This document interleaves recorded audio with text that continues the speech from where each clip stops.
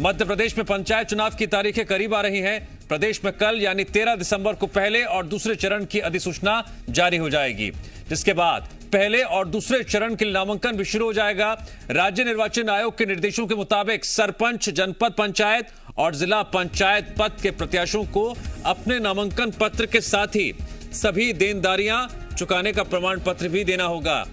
सभी प्रत्याशियों को निर्वाचन की घोषणा के पहले के वित्त वर्ष के दौरान सभी देनदारियों के संबंध में नो ड्यू सर्टिफिकेट देना होगा और ऐसा नहीं करने पर नामांकन ही रद्द कर दिया जाएगा। तो पंचायत चुनाव का काउंटडाउन, सरपंच, जनपद पंचायत और जिला पंचायत के प्रत्याशियों को यह निर्देश दिए गए हैं कि नामांकन पत्र के साथ उन्हें नो ड्यू सर्टिफिकेट भी देना होगा। कल अधिसूचना जारी होगी और इसकी सबसे जो अहम बात रहेगी वो है नो ड्यूज सर्टिफिकेट, जिसे देना अब जरूरी होगा। तो पंचायत चुनाव के लिए कल से नामांकन शुरू होगा। इस वक्त की बड़ी खबर, पहले और दूसरे चरण की अधिसूचना कल जारी होगी। पंचायत चुनाव से पहले बीजेपी संगठन को मजबूत करने की कोशिश में लगी है। आज एक साथ 1070 मंडलों की मंडल कार्य समिति का आयोजन किया जाएगा, जिसमें पार्टी के कई वरिष्ठ पदाधिकारी और कार्यकर्ता शामिल होंगे। इस दौरान आगामी कार्यक्रम और बूथ विस्तार की योजना की तैयारियों पर चर्चा की जाएगी।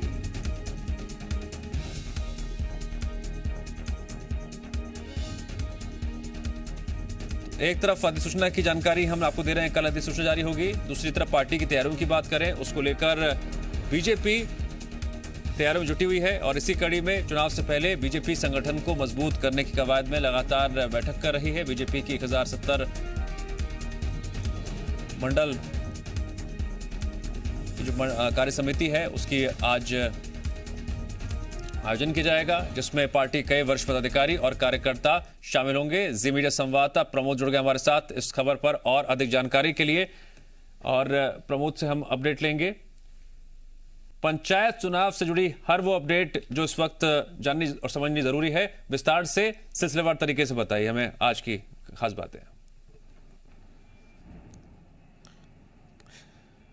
देखिए, छोटी सरकार बनाने की राय पे बीजेपी अग्रसर नजर आ रही है और सबसे मजबूत कड़ी बीजेपी की जो मंडल होते हैं प्रदेश के 1070 मंडलों पर आज एक साथ बैठकें शुरू होंगी, कार्यकारिणी की बैठकें होंगी और आगामी बीजेपी की क्या रणनीति रहने वाली है वो कार्यकारिणी तक देखिए नेता पहुंचाएंगे।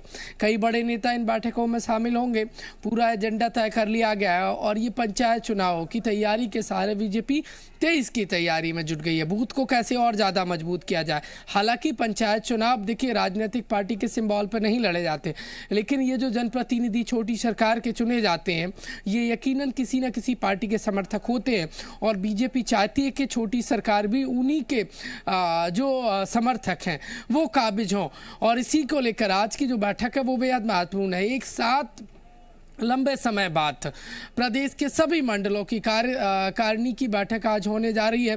1070 मंडलों पर बैठक होगी और बूथ विस्तारक पर आगे चर्चा होगी, महत्वपूर्ण चर्चा होगी। आगे पार्टी का क्या एजेंडा है, किस तरीके से आगे बढ़ना है और 23 को लेकर जनता तक क्या मैसेज पहुंचाने हैं और जो प्रदेश की सरकार के जो कामकाज हैं, जो योजना है जन हितैषी योजना, उनका प्रचार प्रसार करना है और जो त्रिस्तरीय पंचायत चुनाव में भी पार्टी को फायदा मिले, छोटी सरकार बने, इसके साथ साथ बड़ी सरकार बनाने के लिए 23 का मैदान मारने के लिए बीजेपी अभी से तैयारियों में जुट गई है। और आज की जो बैठक है वो बेहद महत्वपूर्ण है। दिव्यांश, तमाम जो बड़े नेता हैं वो इन बैठकों में शामिल होंगे। प्रदेश के सभी 1070 मंडलों पर एक साथ ये बैठक शुरू होगी और कार्यकर्ताओं में इन बैठक के जरिए बीजेपी एनर्जी भरने में जुट गई है। उनको जिम्मेदारी दी जाएगी। यकीनन जब कार्यकर्ता और नेताओं के हाथ में काम होगा, उन्हें पार्टी में जिम्मेदारी मिलेगी तो यकीनन बढ़ेगा।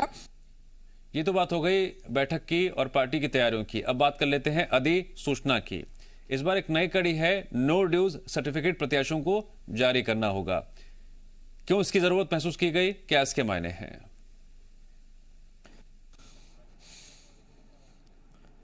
देखिए, ज़रूरत इसलिए महसूस की गई क्योंकि जिन पर ड्यूज़ होंगे और वो यदि जनप्रतिनिधि चुने जाएंगे तो यकीनन एक अच्छे और सुंदर छवि वाले जो जनप्रतिनिधि की दरकार है वो कहीं ना कहीं पीछे रह जाएगी। इसलिए जो नो ड्यूज सर्टिफिकेट देगा वही जनप्रतिनिधि चुनने की रेस में देखिए दावेदार माना जाएगा। जो नो ड्यूज सर्टिफिकेट नहीं दे पाएगा, चाहे वो सरपंच पद के लिए हो या फिर जनपद के लिए हो और जनपद या फिर जिला पंचायत के लिए, वो रेस से बाहर हो जाएगा, उसका नामांकन निरस्त माना जाएगा। नो ड्यूज बेहद जरूरी है।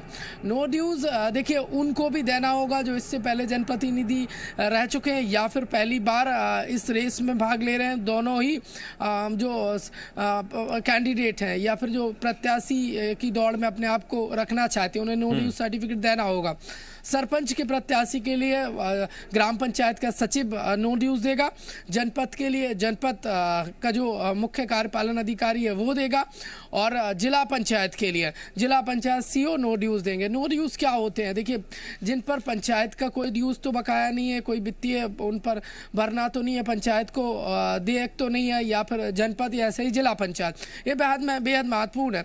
क्योंकि देखिए जो पहले जैसे सरपंच चुने गए और इस बार फिर से सरपंच पद के लिए वो अपने आप, ठीक है उन पर प्रमोद नजर बनाए रखिए, आगे भी आपसे अपडेट देते रहेंगे। फिलहाल आपका शुक्रिया।